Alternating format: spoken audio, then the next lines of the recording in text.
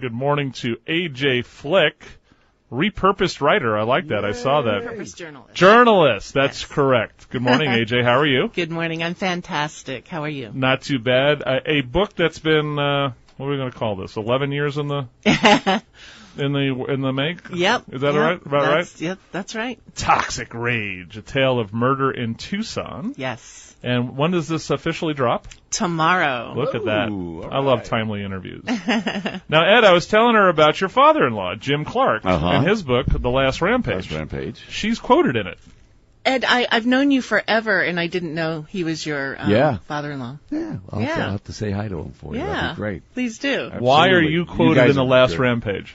Well, because I was actually, and I mentioned this in my book, I was a senior in high school working for the local TV station in Yuma, Kofa High in Yuma, and that's where the trials were taking place for the Tyson Greenwald trials. Oh, okay. So I was there and I covered the trials. I'd go to school in the morning and then I'd go tag team with another reporter and go cover the trials in the afternoon.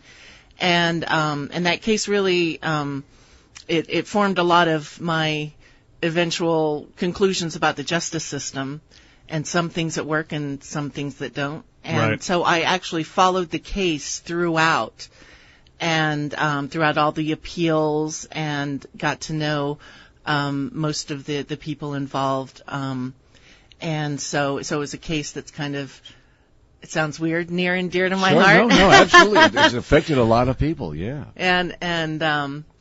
And other than an initial interview at the very beginning, I'm the only journalist who actually talked to the brothers and got to know them, and I still keep in touch. You get a cameo in the movie? All right. Well, there is. See, I haven't seen the movie yet. There's a reporter in there. I don't know if it's based on me. From what I heard, this reporter is sympathetic to the mother. Yes. And that wouldn't quite characterize. She got to know the mother, and the mother. I got to know Dorothy very well too, and that side of the family. And I'm not sure I would categorize myself as being sympathetic. So I'm looking at the IMDb right now, and it says the character's name is E.J. Blick. That's your no. You're bad. You're so bad. That's terrible. Okay. Bring this girl back up the truck, Hollywood. Let's go. Help this girl out here. So did that, being such a young lady covering that trial? Yes. Because you became a reporter at the Citizen for years? Yes. Did this kind of like this become your bailiwick? Was this your thing? Was crime and justice? Did this kind of help carve your interest in your journalism career? Well, curiously enough, when I came here to the U of A to go to the journalism school, which I love the journalism school here, and I actually first went into feature writing.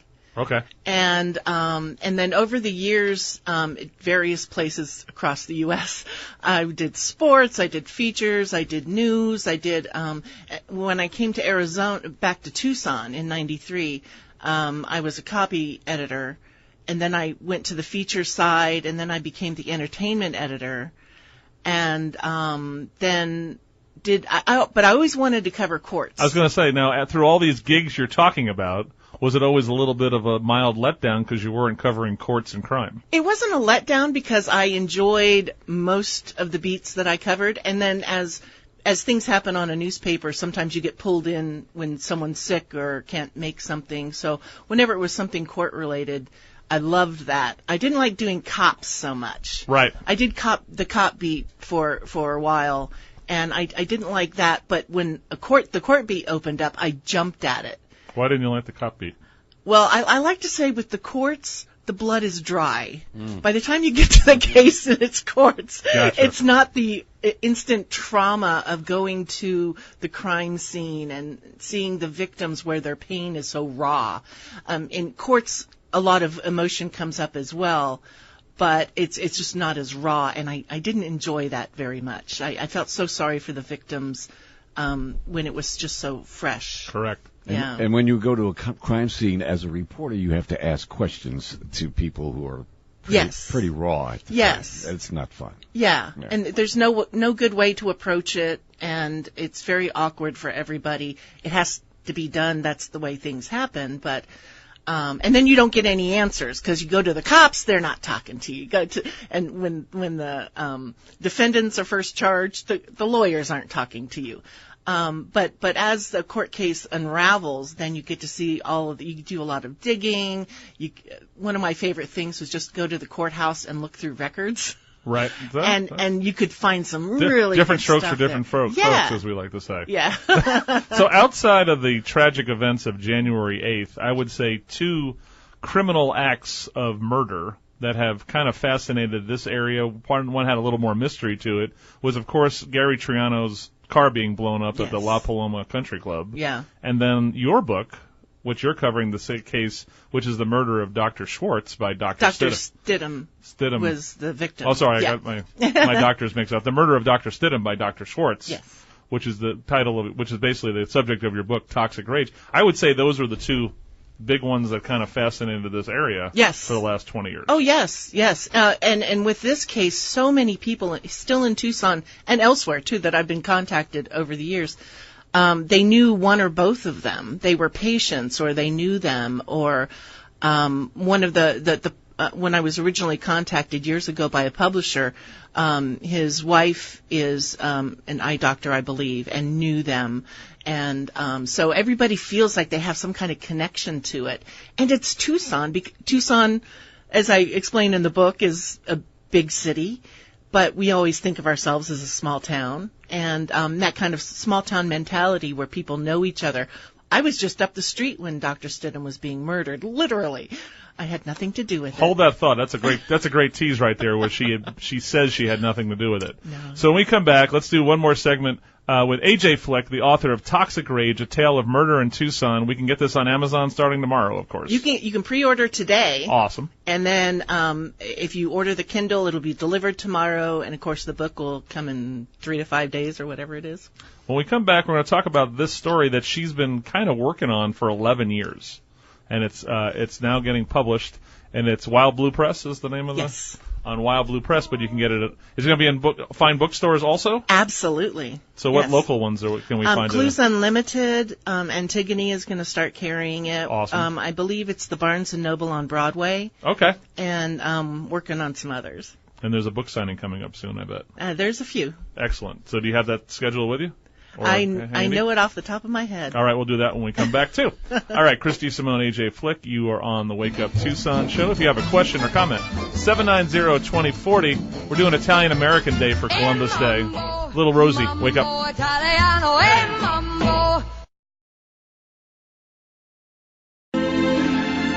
Arrivederci,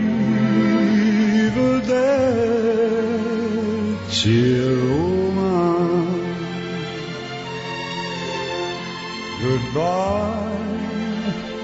Goodbye to Rome. Oh. It's a meatball and Chianti night coming up tonight, I'm just telling you. It's happening. It's happening. I'm making it sometime later this afternoon, 7:20 in the morning. What time do I come over? About 5:30. Okay. I go to bed early, so I can't eat that late. Sorry. Well, you get up, what? 4. Midnight? 4? 4. Oh, my gosh. So. On purpose? Yes. Well, sometimes not on purpose on a weekend. That's why I watch English soccer on the weekend. It's the only thing on with the time difference I can watch at 4 o'clock in the morning.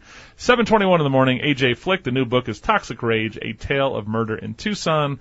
You can get it in Antigone Books, Clues Unlimited, and the Broadway Barnes & Noble starting tomorrow or soon this week. Soon, yes. Whenever the books arrive. I have not seen one yet, so. Nice. I'm looking forward to actually seeing one. Tell me about these book signings. Yes, I have November 10th, Clues Unlimited. Okay. November 17th.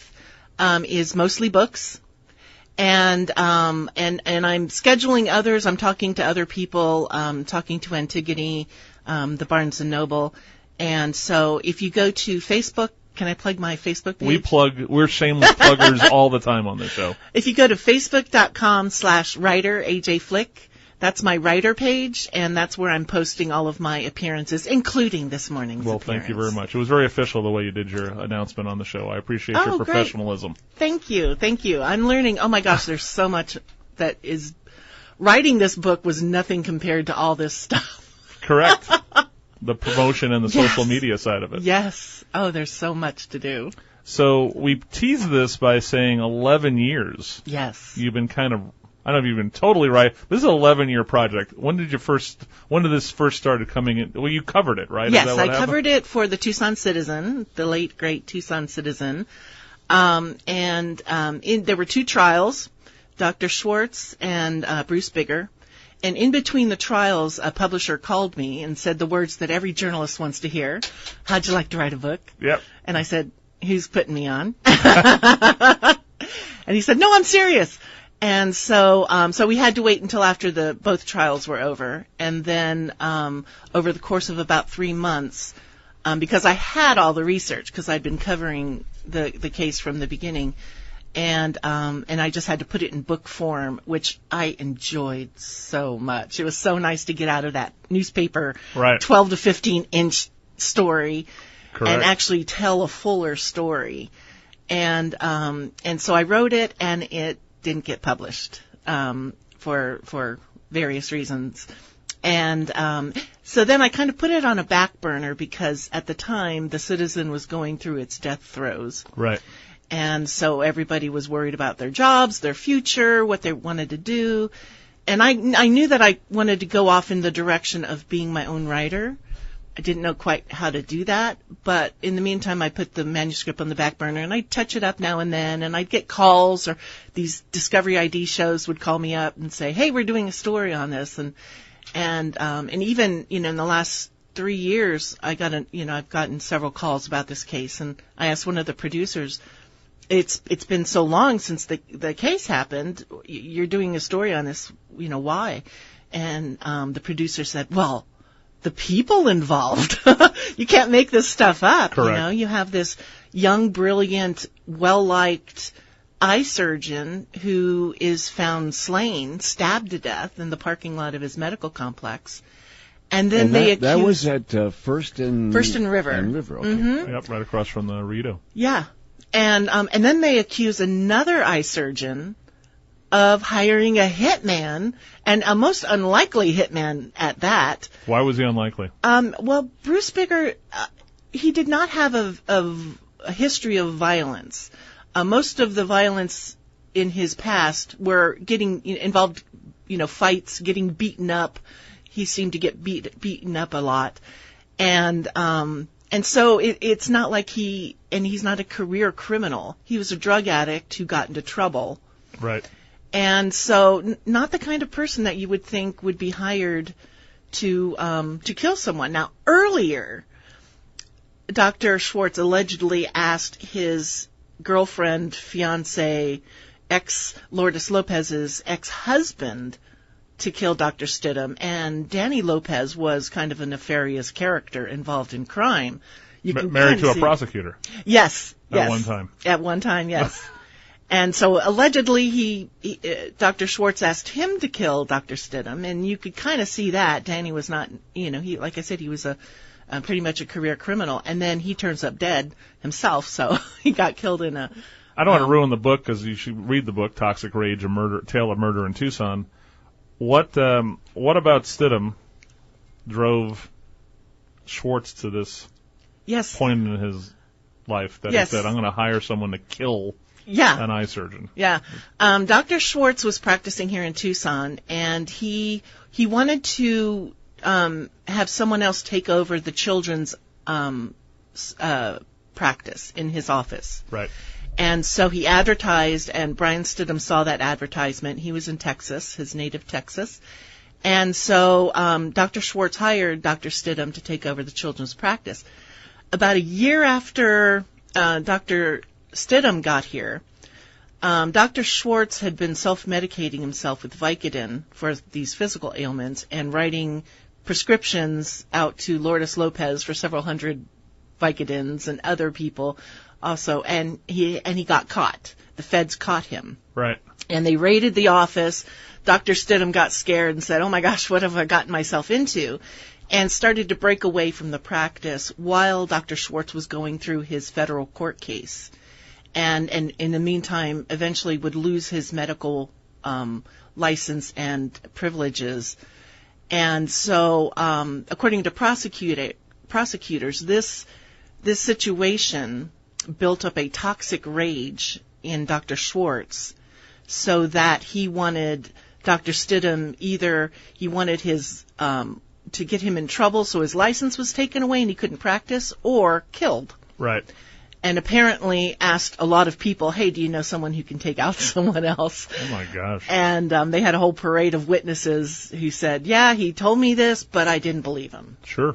And even Lourdes Lopez, who became that was at the time of the trials his ex-fiancée, became his main accuser, and the person who kind of went to through the channels as a former prosecutor. She knew all the cops and lawyers and everything involved, and she went to them and said, this is what I know about what he told me over the months that this happened. When you start looking at Schwartz's background and history, other than getting hooked on Vicodin because of physical ailments, Yes. was there anything in his upbringing history that would point to the fact that you No. do something like this or No. get to that point? No, he came from a family that was well off. I don't think they were rich, but he went to good schools. He had a thriving practice. He had a pretty messed up personal life. He liked the ladies, and it broke up his marriage, and he had, a bunch of relationships. But no, there was nothing, A doctor with an ego, I never heard of that. I know. I'm in shock. I know. Someone came up to me, a colleague said that, oh, well, he was our child's doctor. I know he did this because he told us there are two people who can fix your child, God and me, and God's busy. And Thank you very much. Well, that doesn't mean he had someone killed. But no, there was nothing that would have suggested. And if what he did was go around saying, I'm so mad I could kill this guy, maybe the rest of us should not say that about anybody, because if they turn up dead, then you might be in trouble. Again, I don't want to give away the whole book. One last question I have is, did Dr. Stidham have any inkling that this was heading his way? Were there signs that he ignored leading up to his death? Yes, actually there were. And as with everybody who talked to Dr. Schwartz, and Dr. Schwartz said, I'm so mad at Brian, I want him taken out, I want his reputation ruined.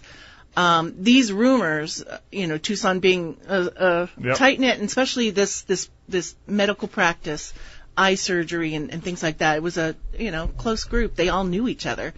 And so these rumors were getting back to Brian. And during Schwartz's court case, even, these rumors came up, and they said, don't talk bad about Brian, okay? You just don't do that. And Brian heard these rumors, and even everyone around him, he wasn't, we don't think he was too concerned, but he did voice that to another doctor, and the doctor said, look, Schwartz is an odd fish. I wouldn't take this seriously. But it's not like he went to the cops, did him, and said... No. Well, and they even said at the time, they said, well, what can we do? If we go to the cops, we have nothing. He's just talking trash. Right. So, you can't get arrested for that. The idea that you have eye doctor hiring hit guy to kill eye doctor Yeah. is really the gist of this, right? It's bizarre. Right. Yeah. It just feels like... And there are from Dr. Schwartz in his past, you wouldn't indicate that he would do something like this. Bruce Bigger in his past, and poor Dr. Stidham, who...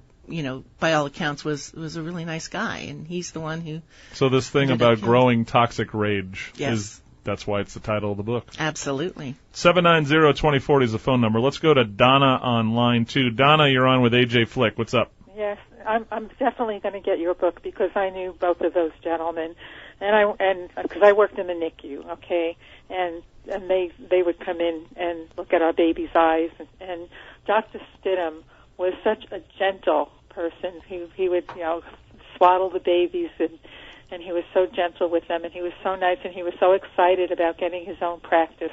We were all just heartbroken when that happened to him. I mean, he was the kindest person and such a great doctor. It's such a tragedy, and I'm definitely going to get your book. Oh, thank you so much, Donna. So how was Dr. Schwartz when he came to... Arrogant, and he'd come in with his, in the middle of the night with his different girlfriends, and I mean, he was a good, competent doctor, but and when that happened, a lot of people said they knew Dr. Schwartz did it, and at the time, I said, no, he wouldn't do that. Well, that's how much I knew. Donna, thanks for the good call. Okay. Have a good day. Thanks for the info. Thank you, Donna. 790-2040 is the phone number. Let's go to Eric on line 3. Eric, you're on with AJ Flick. The book is Toxic Rage. What's up? Yeah, hi, Ms. Flick. With regard to Lourdes Lopez, isn't it true that after she had been questioned by the FBI or the federal agents that they told her not to talk to Dr. Schwartz, and they put a tail on her, and she went right to Dr. Schwartz, even though she was a former prosecutor, and informed him that the feds were on to him. And that's part of the reason why she was disbarred by the Arizona Bar Association, and then she lied in court to the judge. And also, isn't it true that she knew that Dr. Schwartz was going to put a hit on him, and she could have stopped the murder of a father with 2 children? Yes, that is absolutely true about the Vicodin case and how she handled it. And a lot of her decisions at the time did lead to her disbarment. How about the fact that she knew this was coming and she could have warned Stidham? Well, again, she didn't give up any details that she knew he was actually taking these particular steps, and she didn't, they had broken up by the time Bruce Bigger comes into the picture. So it's not like she said, I know on this night he's going to do this. Like so many people, she did, after Brian turned up dead, say, oh my gosh, he used to say that he wanted him taken out, but I didn't take him seriously. Everybody said that. I didn't take him seriously. And she was one of them that had, she didn't have, as far as we know, particular details of that night. Which to me is kind of interesting that it did happen that night because, and I explain this in the book, Brian Stidham usually wasn't at his office at 7:30 at night. It was unusual for him to be there. Right. As far as we know, Brad Schwartz didn't know he was going to be there that late. Brian usually left 4:30 or so before the office staff did. So was the plan really to send Bruce Bigger there at 4:30 in the afternoon? Right. Complex right off a busy street and stab him to death? You know, that's kind of weird, but right. But yeah, again, Lourdes, as far as I can tell, did not have any specific details. So, but that did play a part in her disbarment, that she made these bad decisions, and knowing better as a former prosecutor, definitely. So remember, this book, Toxic Rage, it hits the shelves tomorrow. It's on Amazon, and over the next week or so, you'll be able to find it at Antigone Bookstore, Clues Unlimited, Broadway, Barnes & Noble. Yes. And then on the 10th and 17th, you have two consecutive weeks of book signings. Yes. Go to writer AJ Flick on Facebook. Yes. And you'll be able to find out information on all this stuff. Yes, absolutely. We got to have you come back, because we got to talk about, because you and I were talking off air about Triano and some other things that we can get into. So Great. We'll definitely have you back, and we'll do it again. Oh, thank you. I'd love to come back. We ask all newbies on the show a very hard question every time. You were not warned on this question. No. This is out of control now. I need your favorite 2 locally owned restaurants that you like to eat at. Oh. I would say Little Cafe Poca Cosa. Very nice choice. And Guineas. Okay. Over on Campbell and Prince. Yes. What's your go-to at Guineas? What do you like to get there? Escargot. Look at you. Oh, she really I love the escargot there. AJ Flick. Say it in my worst French accent ever. So I've not had the escargot. I'm not a big escargot guy, but that's what you get now. Yes. Okay. No matter what else I get, usually get the special, whatever's going on that's fresh and special. Okay. And but I got to start with the escargot. All right, AJ Flick. Check out the book, Toxic Rage. Amazon, fine bookstores starting tomorrow. We'll have her back next month. We'll go over some of this other stuff, Great. Triano and other cases as we move on. I will get up early for you. You're a good woman. All right. Thank you, AJ. Nice meeting you today. Thank you, Great Chris. having you in. Thank you, Ed. All right, wonderful. All right, celebrating Goombas on Columbus Day, Joe Satriani, surfing with the alien.